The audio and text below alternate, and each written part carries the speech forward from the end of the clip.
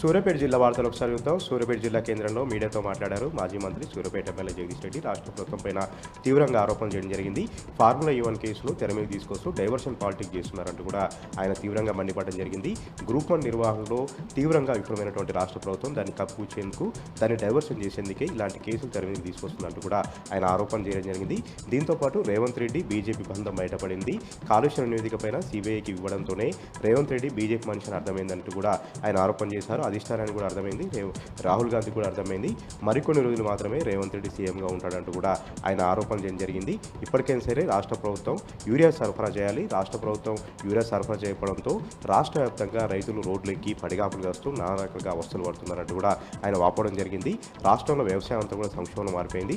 సరైన సమయానికి కరెంట్ ఇవ్వట్లేదు, నీళ్ళు ఇవ్వట్లేదు, యూరియా కూడా సరఫరా చేయట్లేదు. వ్యవసాయం ఎట్లా ముందుకు పోతుందంటూ కూడా ఆయన సందర్భంగా ప్రశ్నించారు. ఇప్పటికైనా సరే రాష్ట్ర ప్రభుత్వం కేసులను పక్కన పెట్టి, అది అడ్డగోలుగా కేసులను పక్కన పెట్టి, అడ్డగోలుగా ఆరోపణలను పక్కన పెట్టి సక్రమంగా యూరియా సరఫరా చేయాలంటూ కూడా ఆయన సందర్భంగా సూచించారు.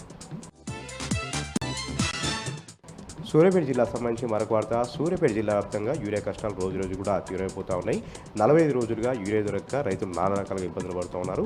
ఈరోజు కూడా హుజూర్నగర్, సూర్యాపేట, కోదాడ, గరిడపల్లి మండలాల్లో ఎక్కడికక్కడ రోడ్లు ఎక్కి నిరసన కార్యక్రమాలు దిగారు. తుంగుతుర్తి మండల కేంద్రంలో అయితే దాదాపు 3 గంటలు జనగామ టు సూర్యాపేట రహదారిపైన ధర్నా చేయడం జరిగింది. యూరియా ధర ఏపోతే తమ పంట పొలాలను కూడా అడుగుపడుతున్నాయి. తమ పంట పొలాలను కూడా ఎదుగుదల అనేది లోపించింది. దిగుబడిపైన తీవ్రంగా ప్రభావం ఉంటుంది. ఇప్పటికైనా సరే యూరియా అందించాలంటూ రైతులు వాపోయారు. ఇక హుజూర్నగర్ పట్టణంలో ఉన్నటువంటి యూరియా కేంద్రాల వద్ద ఏదైతే పడిగాపులు కాస్తున్నటువంటి రైతులు, ఒక రైతుకి గుండెపోటు రావడంతో అక్కడ ఉన్నటువంటి పోలీసులు CPR చేసి ఆ రైతు ప్రాణాలు అయితే కాపాడారు. దీంతో ఒక్కసారిగా కూడా అక్కడ అలజడి రేగింది. ఈ విధంగా సూర్యాపేట జిల్లా వ్యాప్తంగా రైతులు యూరియా కోసం నానా రకాలుగా ఇబ్బందులు పడుతూ ఉన్నారు. జిల్లాకు సంబంధించి ఉత్తమ్ కుమార్ రెడ్డి మంత్రి ఉన్నప్పటికీ కూడా ఎలాంటి చర్యలు తీసుకోవట్లేదు, ఎలాంటి సమీక్షలు చేయట్లేదు, తమకు యూరియా తెప్పించట్లేదు. తమ పరిస్థితి ఏంటి అంటూ కూడా సూర్యాపేట జిల్లా రైతులు వాపోతూ ఉన్నారు. నల్గొండ జిల్లాకు సంబంధించినటువంటి వార్తలు ఒకసారి చూద్దాం. నల్గొండ జిల్లా కేంద్రంలో ఎక్కడికక్కడ కూడా గంజాయిని పట్టుబడి చేస్తూ ఉన్నారు.